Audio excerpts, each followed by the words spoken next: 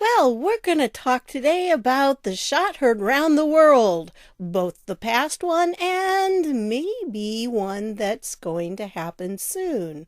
We'll talk about it in just a minute. Stay with me, folks.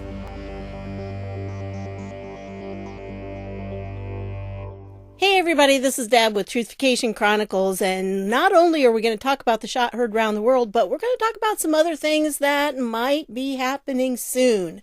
So hang in there, we'll get to those in just a minute, but I've got a few little knick-knacky things I wanted to show you first.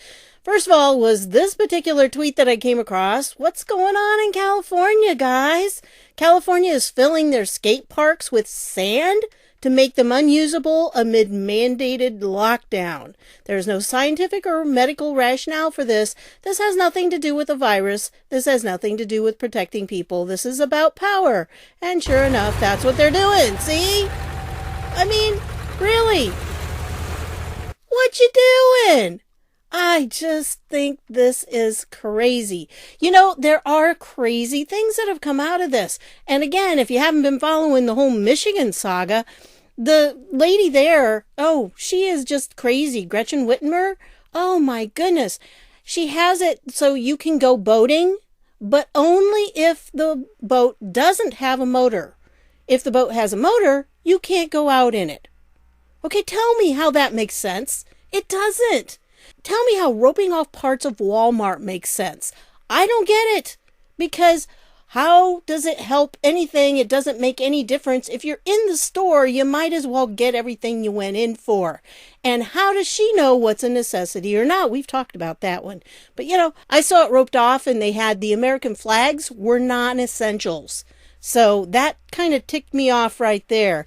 This makes no sense. And again, like the tennis courts in my town, makes no sense. We had a beautiful day here and nobody was in the park because you can't do anything in the park other than sit. And so, yeah, very frustrating. And those kinds of things, I hope they're going to stop pretty soon and we're going to start seeing less and less of them till they totally disappear. Anyway, I wanted to point out this article that I found. This was as of October 12th of 2019. And there was indication that Bill Gates had a closer relationship with Jeffrey Epstein than he admitted. And that's from the New York Times actually reporting that. So I just thought I would leave this for you. You can read through it. And supposedly it says the paper's reporting shows that Gates met with Epstein numerous times, including at least 3 times at Epstein's townhouse. And so it says, but Gates, decided that that wasn't a good relationship. So he stopped really spending too much time with him. But it says the two remained in contact. And at one point in 2013, Gates flew on Epstein's jet from New Jersey to Palm Beach, Florida, according to a flight manifest. Gates' spokeswoman claims Gates, who owns his own private jet, didn't know it was Epstein's plane. Okay. I thought he was smarter than that. Oh, well, anyway, so I'll leave this down below. It doesn't really say a whole lot, but there is probably more to the story than we know. I just thought I would bring that out to you when I found it. So anyway, then I found this one that you really need to read here. This is from the New York Post. How the Obamas could easily win 8 more years in the White House. Now, I've been saying this. This actually came out on the 18th, which is when I'm recording this. And this is not anything new. But basically what they're saying is, Joe's never going to make it. And they know he's not going to really be able to accomplish anything. But, see, they had all these other women that Joe could have chosen as a vice president. But they just didn't do well in their own primaries. I mean, Kamala Harris, Elizabeth Warren, Amy Klobuchar, they just didn't make it. And then Stacey Abrams, oh yeah, a boomlet. Yeah, I can't even imagine anyone considering her. Well, anyway, so you know what the choice is. This is a possibility, okay? They're going to put in Michelle Obama as his vice presidential running mate. And if she engages, God help Donald Trump, because she's tough as nails and enormously popular. That's the former Democratic Party chairman of South Carolina, Dick Harpootlian. What a name, Harpootlian. Anyway, so yeah, that's it. And of course, it's all getting set up. So what would happen is they would just do a little reverse engineering on the Obama-Biden bumper stickers, and they're good to go. And he'd announce her as his running mate, and then she would immediately attract the undying worship in the National Press Corps, which you could see that.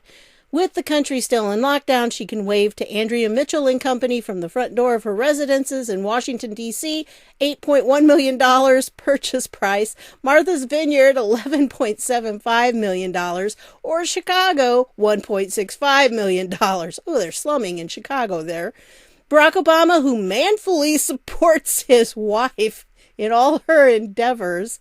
I'm sorry, I almost should put all that in quotes, right? Would joke about being the first husband and cite his familiarity with the White House as a qualification. November 3rd, with the black vote and the Bernie Sanders wing of the party solidly behind them, the Biden-Obama's team would defeat Trump in both the popular vote and the Electoral College, flipping Pennsylvania, Michigan, Wisconsin, Arizona, and North Carolina, and winning both houses of Congress. And then January 20th, Joe Biden is inaugurated as the 46th president of the United States. And January 21st, on live television, Joe and Jill Biden tearfully announced that the 78-year-old president is unable to discharge the powers and duties of his office, and that under the 25th Amendment, he's resigning. Michelle Obama is now president of the United States and will not only fill out Biden's term, but will retain her eligibility to run again in her own right in 2024, when she will have turned 60. Yeah, that's a possibility. Not. Oh, that's, honestly, this is probably my biggest fear, that they will do this, because this is probably the only person who could really win. I just don't, yeah. Manly Michelle there. So anyway, I just wanted to share that with you. Remember, all the links will be down below. You can share them with people if you really want to. This is a new one from George Papadopoulos, and he says this transcript is one of the most disturbing that has been publicly declassified thus far. It confirms that the UK government was in on the spying operation against me in London with Stefan Halper. For it to be declassified, clear the UK and the other allies will be exposed. Now, I don't see that this is what it is. I don't really see that it says anything about him. But then again, there's some abbreviations. I'm not sure what they are. First of all, I don't know who CT is. So maybe I'm missing some things, because I did get off kind of on a rabbit trail of some researching that's totally useless to any of my videos, but it was very interesting for me. And so I'm a little on the tired side, but I really couldn't figure out what CT was. The CHS is the confidential human source, which would be Steele, Christopher Steele. CT, I don't know who that would be. And so I'm sure it'll probably come to somebody. If you know, let me know down below. And this OV, I'm not sure what the OV is. I think it's someone, maybe, or something. I don't know. And it says, the only connection I see here is they proved it today. Today, I thought May, and that, of course, would be Theresa May, had reservations about it. She did, and that sat on it for 2 months. They looked at it and they approved it today. It's so disappointing, because when they think about the implications of that, it allows the Chinese to say, look, we built a nuclear reactor in Britain. We conform to all these strict standards of safety and environment, and we can do the same for you. And then the CT says that's to be the direction the British are taking. And I don't know what this UI is. I don't know if it's a person. I don't know what it is. I assume it's a person, place, or thing, I would think. And then the confidential human source comes back and says, oh, I'm very worried about it. And then we have OV and UI, or U1. I can't tell if it's U1, UI, UL, something like that. And then it comes back and says the OV again. I think it's the most disappointing thing. And I'm meeting with the board members tomorrow, and then there's these redactions. And whatever their ambassador, whatever PH in DC, who is that? Their ambassador, don't know. Oh, yeah. And then UI, however you pronounce his name, I'm kind of wondering if that's Mifsud, because, however you pronounce his name. But then again, there's a lot of people in this that it could be somebody Russian, and I don't know if that's it or not, because, some of those Russian names, Ukrainian names, they're all fun. And I'm telling you that there's a lot of pushback from the UK. It's as if I'm talking to an enemy. The way they support the Iran deal, and then there's something after Iran deal. Maybe the embassy has a different view, but the embassy tried to lecture me on why we should not dare to overturn or tear up nuclear agreements, even though we think it's uncontested. They also stated that China's commercial interests in Europe and the UK in particular are not a threat to the US business bodies, whatever that's redacted. So they're engaging, or they're promoting, or they're going in a more, I think that's supposed to be autonomous way. Now with the Brixton PH, I want to hear your thoughts on it, because obviously they might tell me redacted tomorrow. But how do you see this, the relationship moving forward with the UK and the UI, whatever? May I ask you for some more water, please? Okay, so I don't know. There's probably more to the transcript. I'm sure there is, but I don't see how that connects to Papadopoulos. But it was very interesting about the Chinese that they've got like a nuclear reactor in Britain. Just how we've been talking about the Chinese infiltrating the United States, they've been doing it all over the world. It's not just the U.S. So I'm pretty sure that they have infiltrated the UK just as much, if not more, than here. So anyway, that's what I've got on that one. Again, I'll leave you this link, and if you blow this up, that's what you come up with. That's what it looks like. This right here was an interesting little survey that was put out, a poll, and I think probably many of you that are watching this are feeling about the same way, and so I understand, but we're getting very close. John Solomon said we should be seeing some pretty soon, and we're going to talk about it in just a minute. But I like some of these comments. Can I get $1,000 and just Hillary indicted? And then there's one down here. It was really kind of funny. Right now, I'd pay $12,000 to have them unsealed. How about this one? I'll give the checks back and even throw in my last 2 rolls of toilet paper. So, yeah, it's kind of interesting to see the different ones. So I'll leave the link to this down below.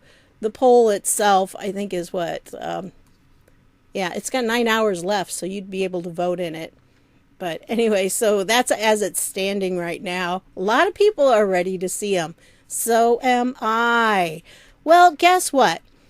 This Sun Q2 here posted this. Thank you, Morgan Geddes, for reminding me of this letter from 10 Republicans in the House on 4/18/18, which is when I'm recording this, to the DOJ, specifically referring these 5 individuals for criminal investigation relating to FISA abuse.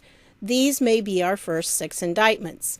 Okay, so here's the list. Let me go through the actual document here because it's a little easier to see. This was April 18th, and I saw this document at the time, and I was still kind of new to things. I didn't save it, and I never could find it again. So I'm really glad that they brought it up, because I did find, lead to it, and I got this. So it's to Sessions, Ray, and Huber, and they're basically saying, look, here are the reasons why we think these people should be indicted, or at least prepared for a criminal referral. So that's what they're doing here. And the first one, of course, is Comey, and then they go through the reasons. He made a statement of the investigation of Secretary Hillary Clinton's use of personal email system, during which he stated there is evidence that they were extremely careless in their handling of very sensitive, highly classified information, and so forth. You know the story. You know why he's guilty. Here it is, just kind of laying it out. And so they want to refer him to the DOJ for potential violation of 18 U.S.C. 1505 and 1515B. So, like I said, they're just laying it down here. Here's more that they're talking about. And these are the reasons why they said, yeah, He needs to be indicted. So then they go on, and that's the first one. That one I think probably is going to be the first one. I do think so. And I mean, they really go into detail here, and they, mention all the different things that are the reasons for this. And then the second one they say is former Secretary of State Hillary Clinton. Okay, here's one reason why I don't think it's going to be her yet. Because I think you're going to have to get the lower levels first and build the case in the eyes of the American people that she is also guilty and so is Obama. I don't think either one of them can be indicted in this first round because of the politics, the optics, all of that kind of stuff. I know I'd like to see it too. And I would think that most of the responsibility lays on their shoulders for this whole thing. But because of how the country is divided, I just think that if they are arrested in the first round, people are going to see it as a political hit job. So that's my opinion. You may think differently. And like I said, they laid out a good case here. A lawyer representing the Clinton campaign in the Democratic National Committee paid Washington firm Fusion GPS to conduct research that led to the Steele dossier, according to an October 24, 2017 report in the Washington Post. So, they knew all about it. And of course, she paid for it. So, yeah, I think she should be. And here are the codes that she is in violation of. And then former Attorney General Loretta Lynch. She has, I think, been singing quite a bit about what went on. I think she's turned over a lot of information on everybody else to kind of save her own butt. So I'm probably going to say she's not going to be in the first round too. I think there's been a deal made with her. But don't despair. We have others. And then former acting director of the FBI, Andrew McCabe. Yep, I think he's going to be one of them. I definitely think he will be. And then going on here, FBI agent Peter Strzok and FBI counsel Lisa Page. I think both of them are. I'm not sure if Lisa made some kind of deal or not. And just because they made deals doesn't mean they can't be indicted. I understand that. But I just don't know about Loretta Lynch. She's an iffy one. Maybe she will, maybe she won't. I don't know. But could be interesting. If she's indicted, it might actually, in the trial, it might actually come out then what happened on the tarmac, which would be very good.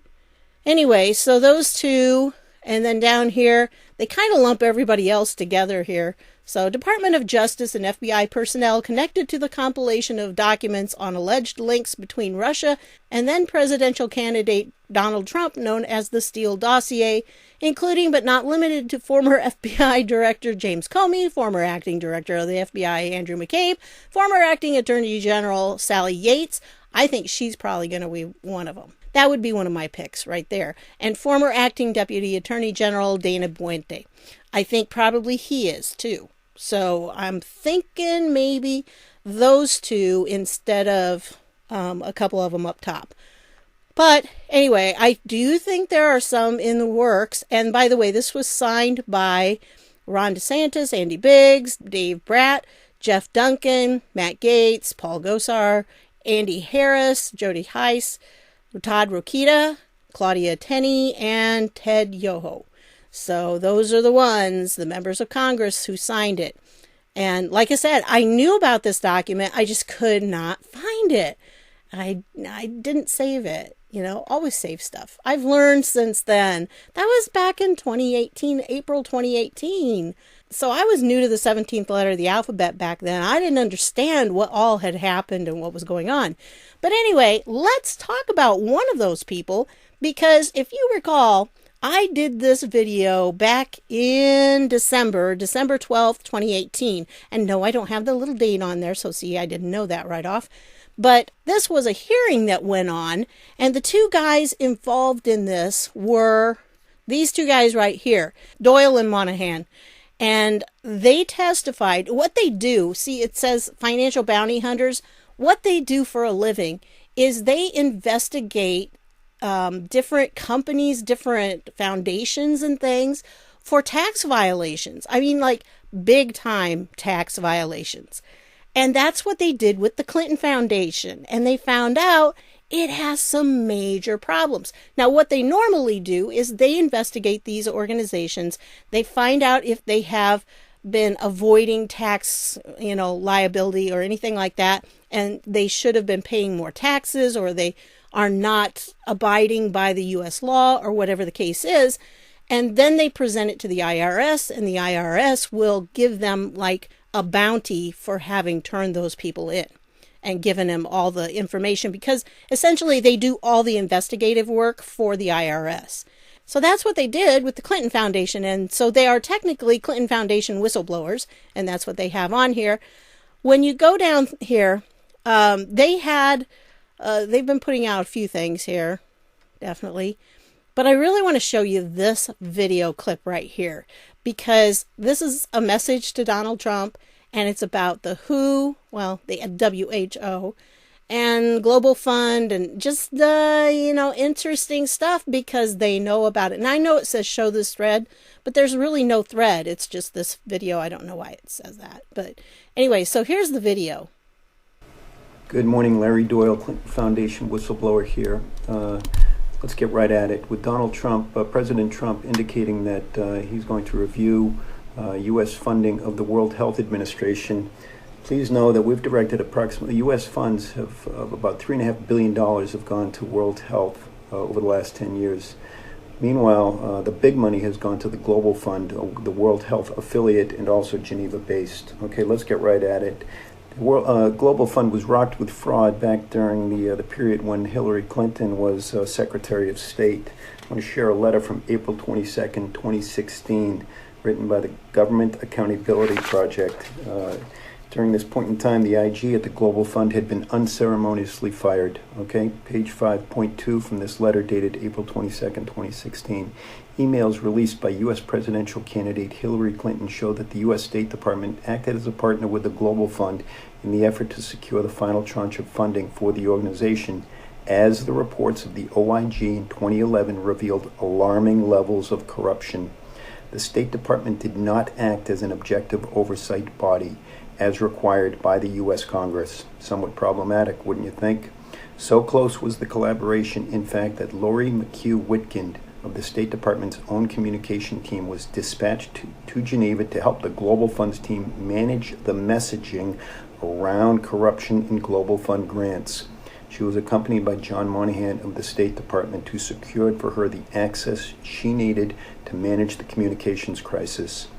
This documentation strongly indicates an irregular and improper collusion between the Global Fund and the State Department in Washington that cost U.S. taxpayers hundreds of millions of dollars in the succeeding years. It is tantamount to fraud. That's a quote. Okay, so President Trump and team, in looking into World Health, you need to drill down and look at the real money, and that's in the Global Fund. And when you look into the Global Fund, that goes directly to the Clinton Foundation. Okay, we're fighting for you, patriots. Okay, take care. Bye-bye. So, what do you think? Yeah, they've been working at it, and they did turn everything they had over to the U.S. attorney in Little Rock, Arkansas. So they do have it, and that has been part of the case they're building against the Clinton Foundation. Now, you have to understand, these guys, when they do this, everything that they get and all the information that they're getting is actually open source. I mean, it's stuff that anybody could get. It's just that they're very well trained in this, so they know how to go and look for certain things. And that's what they can do, and they can find the irregularities. So these are tax documents, these are corporation documents, all different kinds of things like that that they know how to find because they have to be put out in public. Like if you have a corporation, then you have to have certain public documents available. And those are the kinds of things they can find. They can find financial statements. They know how to find those kinds of things. That's what they're trained in. And so that's what they did with the Clinton Foundation. And if you go back and you watch this video right here, you'll get the idea, because I used some clips in there and everything of them during the hearing. And they just kind of laid out their case that this was what was happening with the Clinton Foundation, that they had a lot of irregularities, things that were not even just irregularities, they were fraud. And so they laid out their case in front of, the House Oversight Committee, and this was December of 2018. So this would have still been a Republican-led House Oversight Committee. So at the time, they put it all out. But then a month later, the Democrats took over and everything, well, even less than a month. And then everything just kind of got brushed aside. Nothing was done with it. But as I said, they did give the information to the U.S. Attorney or to the FBI in that area. So they knew for sure that there was a case working on it. In fact, they even asked them during this if they thought that the FBI had a case, of an investigative case going on, and they said yes. So they were positive that that was happening. So we do know that there was an investigation continuing on. We know that for sure from these guys. So they've been trying, and they're doing what they can. And then this particular video was just a message to Donald Trump saying, hey guys, you really do need to look into this global fund thing because, yeah, a lot of money has been going in and out and it's not done properly and it's fraud. So, yep, that's what we're finding out. See, all of these things, a lot of this could not have happened without citizens, American citizens who have been digging, who have been looking into irregularities, and they've been starting to see all of the corruption. It's being uncovered all throughout these past few years. This is what's been happening.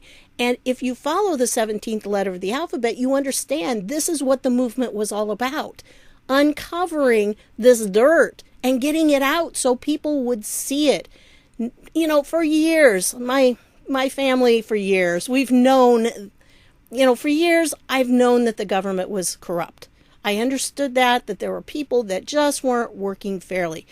But I guess part of me thought the majority of those in our government are doing good things for America, and they really do want to serve us as the people of America. Yeah, now I understand that that's not the truth. The truth is a very small percentage of them have really been working for the people, and the majority of them have only been working to line their pockets and to keep their power. And that's where we're at. So one last thing I want to leave you with here is something, and I realize this is going to come out on the 19th, but I just had to put this in there because on the 18th of April in 75, listen, my children, and you shall hear of the midnight ride of Paul Revere on the 18th of April in 75. Hardly a man is now alive who remembers that famous day and year. I'm going to put this down there. If you've never read the Midnight Ride of Paul Revere, you really do need to read it, or Paul Revere's Ride, I guess, whichever it is. When I was in 5th grade, we had a teacher that liked to have us memorize things, and this was one of the poems we had to memorize. And I don't remember it all right now, but I could probably say big portions of this to you without even looking at it. So it's just very good to remember. It's not totally historically accurate. And if you want to find that out, you can click here and you can find out what parts of it are not totally historically accurate. But the date is the 18th of April in 75. And that would be, of course, 1775. And it was something that really did happen. It wasn't just Paul Revere. There were a couple others. And but they did have this 1 if by land and 2 if by sea, putting lanterns up in the North Church Tower, and that was how they were going to signal whether the British were coming by land or by sea. And that way, because the tower would be higher than most buildings, everybody for miles would be able to see that, because the churches, were kind of center of everything and people paid very close attention. So that was their signal that they were going to have. And it was so that when people saw it, he was going to ride through, and the 3 of them that actually did the ride were going to go and spread the word as to how the British were coming so people could be ready for them and, grab their arms and everything. So for the country folk to be up into arm. And so you really should read through this. I just think it's a great symbol of American patriotism. And really the reason that he wrote it, it was written like, I think 95 years after the event itself. But it was written right before the Civil War, or, you know, in the few years leading up to it, because there was such unrest in the country. And I think about that now, that there's unrest, there's this division going on. And they came together. This was a reminder that they came together for the purpose of freedom and for freeing our country from the rule of the British. So I just think, you know, you read through this, you got to go down to the bottom, because the bottom, you know, it's great. It goes with the different things. So through the night rode Paul Revere, and so through the night went his cry of alarm to every Middlesex village and farm, a cry of defiance and not of fear, a voice in the darkness, a knock at the door, and a word that shall echo forevermore. For, born on the night wind of the past, through all our history to the last, in the hour of darkness and peril and need, the people will waken and listen to hear the hurrying hoofbeat of that steed and the midnight message of Paul Revere. So, yeah. And tomorrow, well, the day that this is coming out on the 19th, that's the day of the shot heard round the world, because that was what really kicked off our revolution. So let's see what happens on the 19th.